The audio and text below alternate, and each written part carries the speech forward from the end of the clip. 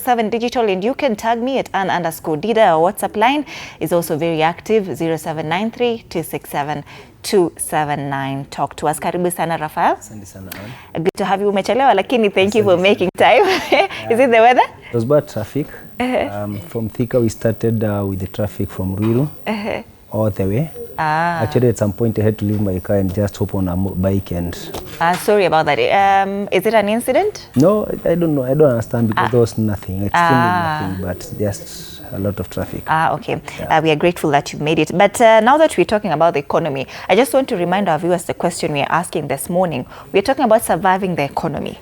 Are Kenyans coping or are they just enduring? But I wonder from where you sit, how would you describe the Kenya's economic position as of 2026? Are we stable?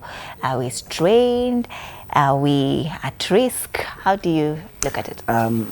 Thank you, Anne, for this question. And when we speak about our Kenyan economy, when we look at the numbers and they say numbers don't lie, Kenyan economy is a bit stable, pretty stable. To put this into context, our GDP is expected to grow at about 5.3% in the year 2026. Inflation is at 4.7%. So when we look at it from a macro perspective, I think we would say our economy is stable. However, at the household, where you started between you and me, we're not feeling these macro issues. Yes. That's where the problem begins. Because from a macro perspective, we are seeing we are doing pretty well. And when you come now to inflation, it's 4.5%. And these are World Bank and IMF numbers. So they're not even Kenyan numbers. So when you look at it, you could say we are not doing too badly. Yes. So at the micro level, it's doing good, but the micro level, we're doing badly. Yeah, what has happened is that we are seeing people trying to... The question is whether we are coping or enduring. Yes. And when I was invited, they actually asked a couple of my friends whether they are coping or enduring. And majority of them are saying they're enduring.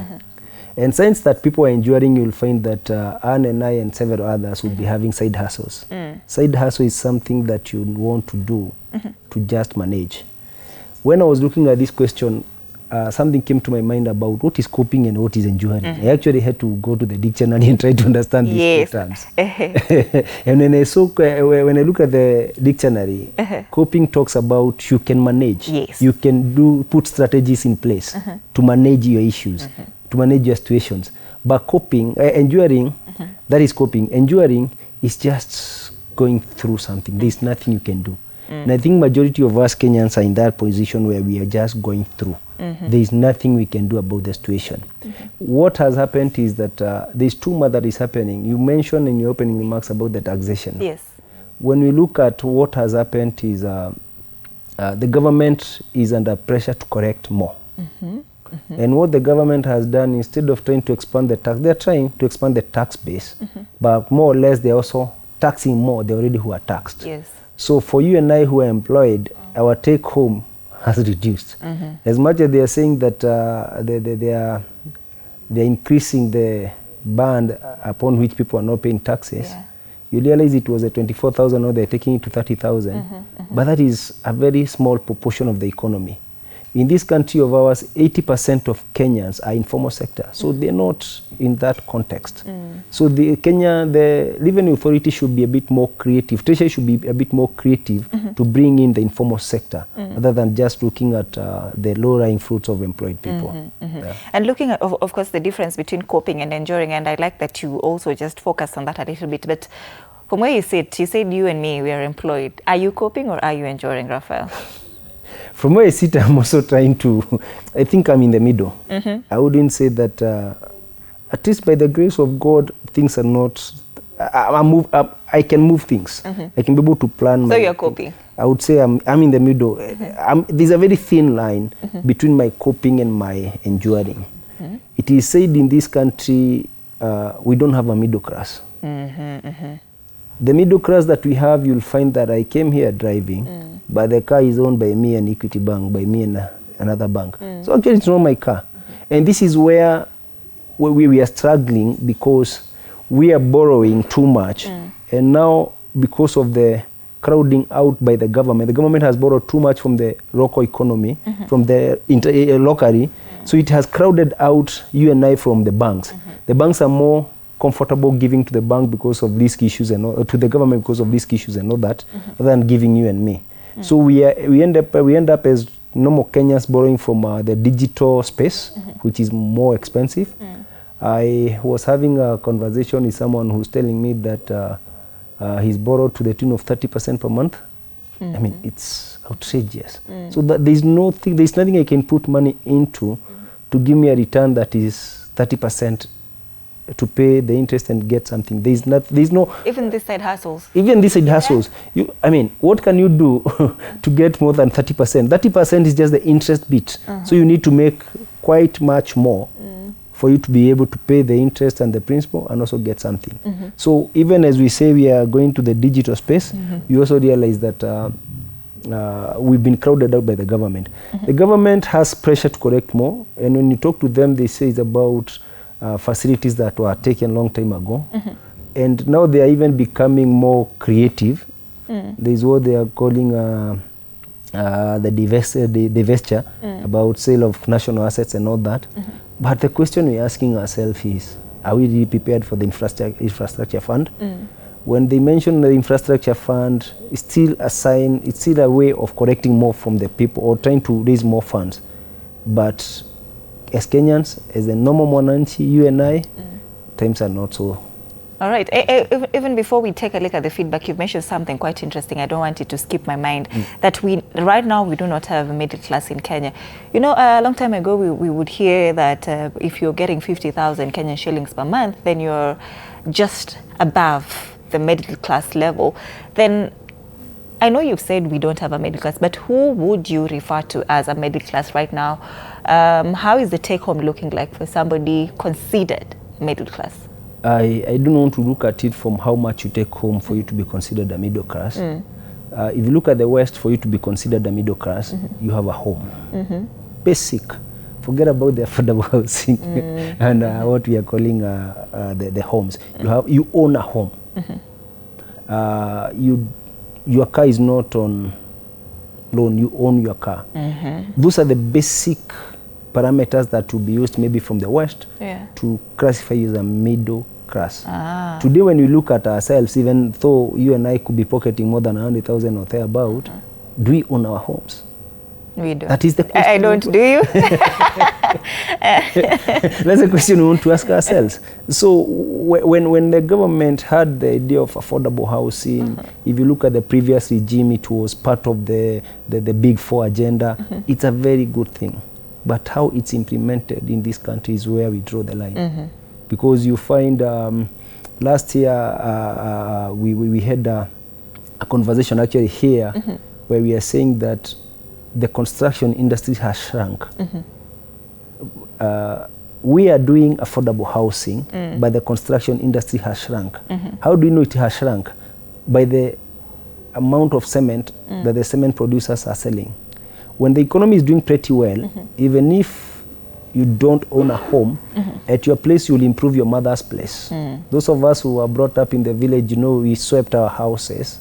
But now because the economy is doing pretty well, I'm able to have it mopped. My mother's house could be mopped. But today, you find those things are not happening. Even the cement that has been consumed majorly is from the affordable housing. So we are seeing the economy shrunk. As much as we are told about the inflation and the GDP, there is nothing to talk about from the person who's at home. When you look at the introduction of SHA, increase in SSF, affordable housing, your take home, give or take, has reduced. So your purchasing power has been eroded.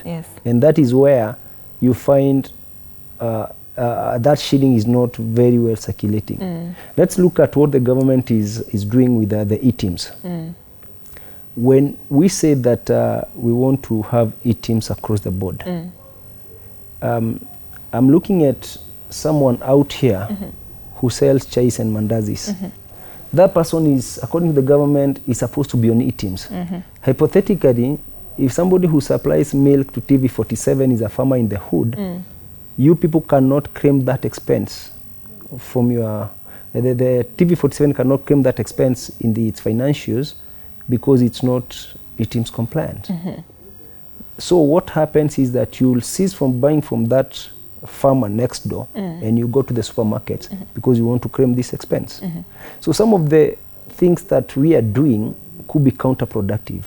From where I sit, I dare say that ETIMS is a good thing, but the way it's been implemented is where now we draw the line again. All right, just hold on to that thought so that we can take a look at what Kenyans are saying. And we're asking this morning, are Kenyans coping or just enduring? Let's see what you're saying. All right, we start off from Facebook. Mary is watching from Rongai and she says, honestly, we are just surviving. I have a cut down on shopping. I only buy essentials now. Life is hard. That is Mary from Rongai. Kevin watching from Thika. I have 2 jobs but still struggling. Rent, fuel, food, everything is up. This is not coping. This is endurance. We have Faith from Kisumu. Soft life is for Instagram. On the ground, we are budgeting every coin. Hi, Rafael, wamcheka sana. James from Nakuru. I stopped using my car completely. I use the matatu now to save on fuel. We have Anne from Nairobi. She says, I had to move to a cheaper house. It's not easy, but you adjust or you drown. That is Anne. We have Brian from Eldoret. Young people are trying biashara because jobs are not enough, but even business is tough, rather. Mercy watching from Mombasa, she says, I cook once a day now to save on gas and food. Things are not normal. Peter from Kiambu, we are coping, but just barely. One emergency and everything falls apart. Sharon from Kitengela says, side hustles are the only way. Salary alone cannot sustain you in this economy. Quite a lot of feedback. David from Machako says, we have normalized struggle so much that we call it coping. All right, these are things that people are saying online, Rafael, as you can see. But I want to pick up from that point on gas, even as you also pick up from some that you have seen there. I've seen a debate online that actually gas is now cheaper in the country, that if somebody now would only eat once a day to save on gas, is that something that is sustainable and can it be justified? The biggest problem with this country is that the cash flow is no longer there. It's not about the numbers we keep on talking about here. It's about what I have. There are those people who used to have cocoa. Remember, there is that cocoa company that has just moved out of this country. What are they saying? The regime is just not, the tax policies are just not predictable. So cocoa for gas that you mentioned on gas, people are buying, I think, in small quantities of 20 and 100 shillings. Today, somebody getting the 600 shillings to go, or 700 shillings, 1,000 to go and buy the 6 kg cylinder. The problem is cash flow. It's not about whether you want to look at it from gas perspective, you want to look at it from the groceries, it's cash flow. You've heard someone saying that no longer uses his vehicle. Yeah. He's using the matatu. That convenience is not there. And what we are also seeing from this economy is that, and you agree with me, that we've had several issues of people who are mentally, now mental health is a big problem in our country. And some of the issues we are having with this country for mental health is, originating from these challenges that we're having as a country. Cash is king, but if we don't have the cash, and the pressure of Instagram, like someone has just mentioned, the social medias, that's where also we're having the mental issues. And some of the coping mechanisms that I've seen people talk about, and someone has mentioned there, is side hustles. And what's wrong with the side hustle? And you're employed by TV47, 8 hours a day. You do a hustle for another 8 hours. If you have a small boy or a small kid, you don't see your kid. That boy grows or girl grows without seeing the parents, because they are all trying to make ends meet. So there is that element of working for more than 16 hours. And the children that we are bringing up in this digital age, we've given them gadgets and what have you. So whatever they are experiencing from social media becomes a problem. And this also forms part of what I mentioned about the mental issues. We're also saying that when the Treasury guys talk about inflation, inflation does not mean prices are falling. It only means that they are rising slowly. It does not mean that prices are falling. It means they are rising slowly. Yeah. So when the prices fall or rise slowly, and my income, there's a meme that circulates on social media about how everything else grows except your salary. I hope yours grows at the same level with your I wish. with your salary and your expenses. So basically what we are saying is that in this country, what we need to look at, and the policymakers, if they are listening, what they need to look at is one, not just expanding, taxing more the already taxed, is expanding the base. And the base does not mean bringing in things that that are very aggressive. Sometimes it calls for proper public engagement. Yeah. I saw yesterday somewhere that there is something that is being thought through, that everybody, you know, today if you have a business and its turnover is below 5 million in a year. And I was coming to that question. Because you know, when they say that now the taxman is seeking to make it mandatory for all businesses to register as VAT, meaning that all businesses will have now to be registered as VAT, and also, you know, just from 5 million to zero, from 0 to 5 million. Yeah. Then what does that mean practically to businesses, especially small SMEs, now that they form a larger part of the Kenyan economy? They contribute so immensely to the economy. What does that mean to them? Before we even go to what it means to them, the first question we want to ask ourselves is whether KRA as an authority mandated by law to collect these taxes, does it even have the capacity to do all this? I hear they are using quite a number of, I can't remember how many billions that is proposed in the 2026 budget to upgrade their systems. But what we are asking ourselves, do they even have the capacity today to go to those SMEs, 80% of our economy? The policies are good, but the implementation is where there is a problem. In other jurisdictions, you start with the large taxpayers to ensure 100% compliance. You come to the middle taxpayers before you get to the SMEs. But this wholesale looking at things doesn't work. To answer your question, what it means to the local businessman, I'll still use an example of like a shop next door, where you go for your stuff every other day when you're not going to the supermarket. What this means is that, one, there's a lot of record keeping to be done. The regulations establish that we need to have e-teams. So we're asking even this local shopkeeper to have a system that captures data and sends it to KRA on real time in terms of sales. There's a lot of civic education that needs to be done to the business community to ensure they embrace. But when you come with this authority that we are doing this, it's dead on arrival, so to speak. But if they start from now from the large taxpayers, middle taxpayers coming down, then it could fetch some. What happens is that, and that's why I'm saying, in this country we have become so lazy. We are not. We talk of innovation, but we just want to do things that the lowest lying fruits, VAT for everybody. It's a law today, everybody has to pay VAT. So what is it that the business community, when they hear KRA, I have clients that when you speak to them and you tell them that you work with KRA, you are an agent of KRA or something, they start looking at you, they want to date with you at arm's length because they are looking at KRA as an enemy. So first, before we even implement these issues, let's start from a lot of civic education, knowing that it's everyone's of us duty to pay taxes.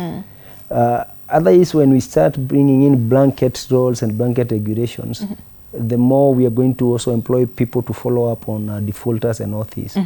And for us as accountants, we are saying it's a good thing. It's going to bring more work to us, and But to the business community, are we prepared for this? But what does this mean to the consumer if at all it goes through? Does that mean that now products will now go higher such that, you know, even as these business people will have now to comply and of course charge VAT on their products? Yeah. Sisi kama consumers, how does it affect us? And you need to realize that VAT is a consumption tax. Yes. It's actually for the end user. So if somebody was selling you something and VAT, he was not paying VAT and VAT is introduced, chances are he would add the prices. So you and me are paying for that? Would definitely pay. But what we also need to realize, we need to put this into context and look at something that has VAT and something that does not have VAT. Let's look at somebody who's selling like a small petrol station in a village whose turnover is below 5 million in a year. So he buys fuel, he pays VAT when buying the fuel. So he's already he already has what we call input VAT. When he's selling to you, he sells to you the same price you'll buy from Shell and others, okay? So it's not that he should not add a cent, okay? It's only now that what would say kwa mtaa pia amefikiwa. What he's been doing is chances are he's been getting more profits. Because it's not that he's selling cheaper than somebody who's charging VAT. It's only that he's not been passing, he's collecting money but not paying to the government. I'll use myself also as an example. I'm a consultant. I, assuming hypothetically, I don't charge you VAT, or I charge you VAT. If I buy a service, if I give you a service and charge you money, because I'm below the threshold, I will not give you I will not have VAT. But the moment I'm also asked to get into the VAT regime, whether I'm 0 or 10 million, I'll charge you whatever amount plus VAT. So it's a double-edged sword. There's some people who will charge you services, like I've given you an example of me as a consultant. Yeah. I charge my fees knowing that I don't have the VAT element. The moment I'm told that I should be paying VAT, it's definitely plus VAT. So you as a consumer of my services, they become expensive to you. But there are several others that already have VAT in them in terms of when they purchase and all that. I've just given you an example of that pump person who's not 5,000 and below, so he's not registered for VAT. But where he buys, he pays VAT. But then that affects your business because I'll run away and go to somebody who won't charge me VAT. Apparently, he won't be there. The person not to charge you VAT will not be there. Remember, all of us across the board will be brought on board. And that's why I started asking by asking whether KRA has the manpower also to ensure 100% compliance. Because the moment you run away from me and you go to him because he's not charging you VAT, from there and then the compliance issues comes in because I will not lose business. Rafael, there was a time we used to attribute the high cost of living to inflation, and I'm wondering, is that still the case, or right now it's more of attributed to now higher taxation? You see, in our country, one of the biggest problems we have today, and I feel it for the CS Treasury, is the kind of debt that we are paying. Yes. They are saying for every 100 shillings you correct, about 60 or 70 shillings are going to pay, more than 70 shillings are going to pay debt. So the 30 shillings is what we are left with. And when you look at the government is the highest spender. The government is the highest mover of the economy.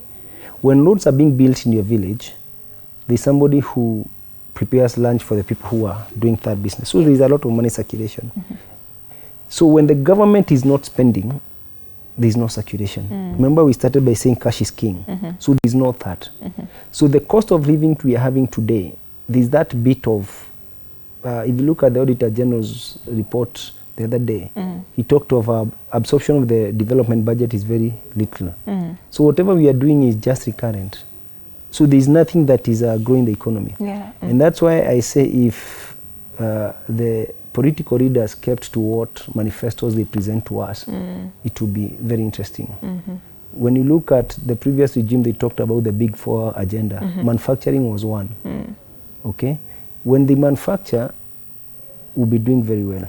If you look at the bottom-up economic model that we have today, are they still sticking to that bottom up? When they start twisting the small scale traders with taxation and compliance issues, are they bringing them up or are they stiffening them? You know, those are the questions that we need to ask ourselves. But when we talk about inflation raising, we also need to appreciate that right now we are talking about the floods that are happening across the country. In the last couple of years, we've had quite some dry spells. And Kenya is more or less more of an agricultural nation. So when we don't get that and we import a lot of our things, there's a problem. The other problem we talked about, I mentioned, is about we are borrowing for consumption. Yes. So if you borrow to start a side hustle that brings in income, makes a lot of sense. But I want to look at Anne today, who goes to Fuliza. Fuliza has 10K, which is the maximum that she's been given at that point. Waits for the salary to come, pays the Fuliza. 3 days later, Fuliza's again. There's that cycle. Because it's a consumption borrowing. But had you borrowed this money, you went to one of the financial institutions, borrowed 1 million shillings, put up a kisiagi in the village. The kisiagi people have harvested maize, so it's bringing income. It's complementing what you get from your salary. It's actually helping you pay fees. But look at you, what did you do? You Fulizaed 20,000, paid your house rent, waited for the month to end, paid the Fulizaed again, paid the house rent. So you have a cycle where your house rent is paid from Fuliza. It's basically consumption. And that is what we're also doing as a country. We are just consuming and nothing is coming in. Where the biggest problem is in this country, from where I sit, is not production, it's consumption. I am still struggling to appreciate why State House will be allocated from the National Treasury more than some counties. I'm still struggling with that. I need someone to explain to me, like a 2-year-old, why we have to have a very big expenditure to go and launch not a program, money that will get to a young person on phone. Why spend so much to go and launch it? You know, the problem we have is wastage. If we curb wastage and corruption, the former president told us that we lose about 2 billion per day. I would like someone to tell us today, has it increased, has it reduced? And then as a country, we've normalized loss of money so much that when we wake up and hear of Shah has lost 10 billion, a few years ago we used to lose money in millions. Now we are losing in billions, and we've normalized this so much. And I think it's the high time you and I now get angry and demand for accountability. Rafael, we're coming to the end of this conversation, unfortunately, but let's now talk about the future, looking ahead, 2026. Do you see us getting a relief as Kenyans, or should we maybe prepare for tougher economic times? The trends that we have today, we have one, income pressure. What we've just been talking about, what you're earning might not be able to sustain. We're also having a trend on behavioral change. One of our viewers said that have stopped driving, now he's taking matatus. Someone else is doing several side hustles. So these are behavioral changes. What we are looking at is we are going to have financial adaptations now, where you need to adjust. We need to adapt. And for us to continue, we need to get to that point where, as a country, we start living within our means. Besides living within our means, we need to be accountable. We need to reduce wastages, and the biggest drag on corruption has to come to an end. And we need to tell the people the truth. The GDP tells us how the economy is performing. Household budgets tell us how Kenyans are they're performing. Right now, the two stories are not adding up. The GDP and the household budgets, they're not adding up. And that's why if you look at what happened during when schools were opening, the grade 10s and all that, there's a lot of that is going round and round and round. So we need to have our strategies right. We need to get our policies right. And as a people, we need to hold them that in authority to account. That's where we are losing it. All right. Thank you so much, CPA Raphael Maruri, for making time for us to have this conversation on the state of the economy and how it's looking for you and me, the ordinary mwananchi, as far as the economic situation is concerned in 2026. Raphael is the Secretary, ISPEC Mount Kenya Region. Once again, asante sana.